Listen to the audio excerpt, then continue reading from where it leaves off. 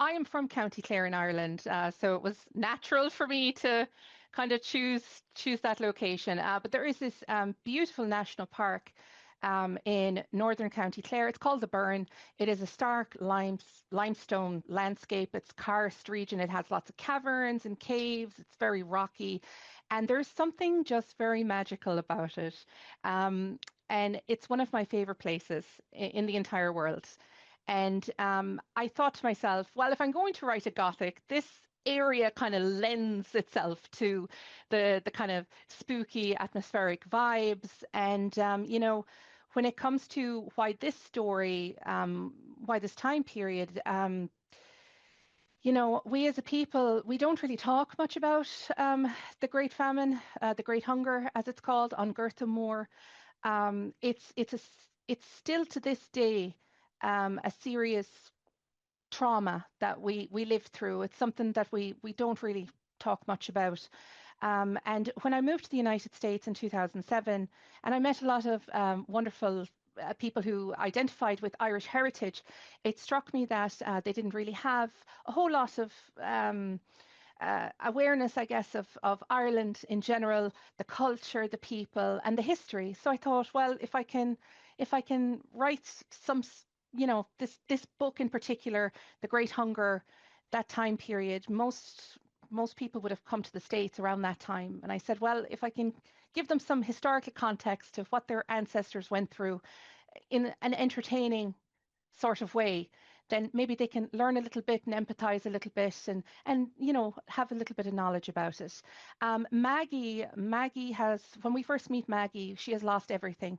We meet her in 1848 in the Ennis workhouse, and she has lost absolutely everything, her entire family.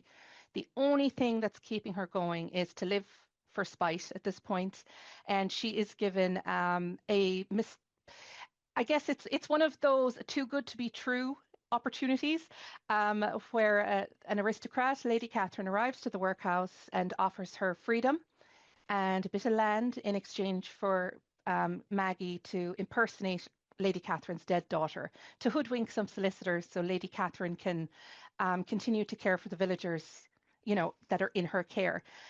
So of course Maggie is then whisked off to the Burn, where into this crumbling old manor, and there are whispers in the walls, rumors of curses, and nothing is quite as it seems. So the time period itself lends itself to Gothic as well, because I feel some of the most horrific types of fiction actually come from truth, come from history, and we have to be mindful that history can repeat itself. So it's good to keep it alive. There actually is no record of this manor, but there is a crumbling estate in the Burn, Lemena Castle, and its surrounds, which has its own very rich history, and some of it has passed into folklore.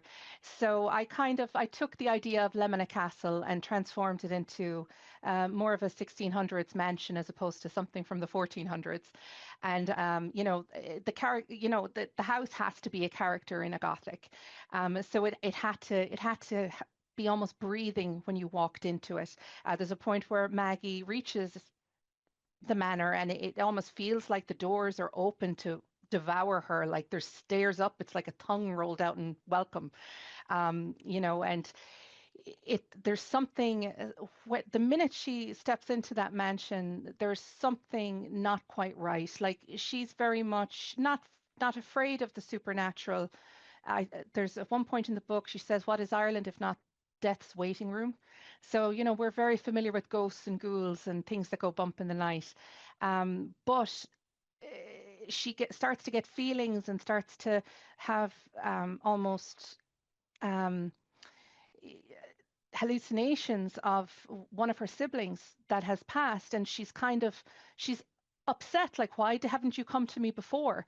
So this is where it starts. It's very, very gentle. It starts with seeing her family, and then there's of course an attic that's always locked that we can't get into, and just when she's lulled into a sense of security that the spirit in the house is her sibling, for some reason the energy must be stronger here, we're then pulled into the darker haunting with the folkloric element, the Kailach, which is the goddess of change, and she is tied to the house and she needs to be fed. Even today, in modern Ireland, we're very much still steeped in superstition.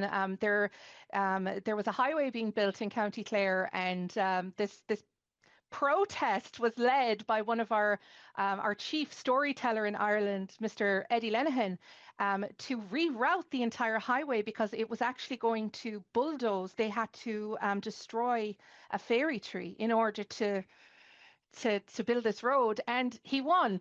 And the road was actually rerouted. The entire highway was was rerouted around this road. So we still take it very seriously.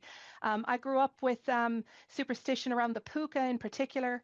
My grandfather was very, very specific about what you needed to do about the puka because the puka was a big deal in our area in County Clare. You had to be very careful not to bring the wrath of the puka.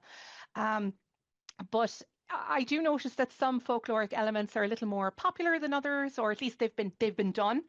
So the Kailak is a little known folkloric element, and as the centuries progressed, she kind of went from her original purpose into almost she's the village old lady that's a bit crazy and might be a witch, but she definitely has cats. So you would say the village has a Kailak. It's just some elderly lady that lives by herself these days. But originally, the Kailak is basically the deity of change, of winter into spring. So, absence into abundance and abundance into absence also. And she is actually associated with the burn, which I didn't even know when I chose her. It was like everything fell together like a jigsaw puzzle. She is associated with the burn. There is a rock formation on the cliffs of Moher, and it is called Hag's Head, and that is Hag's Head. Like there's your old lady, but it's her face. It's the Kailak, almost etched into the side of the cliffs of Moher. So I was very excited to find out that she was actually associated with the excuse me, with the area. And then you have the fair Goethe, and its better known counterpart, the Fargurta. The Fargurta is the hungry man, and but the fair Goethe is the hungry grass, and the fair Goethe is a little bit more insidious. So where the Fargurta might you might have to, if you feed him once, you might have to keep feeding him. He'll keep coming to you. Like he'll take everything from you if you don't feed him.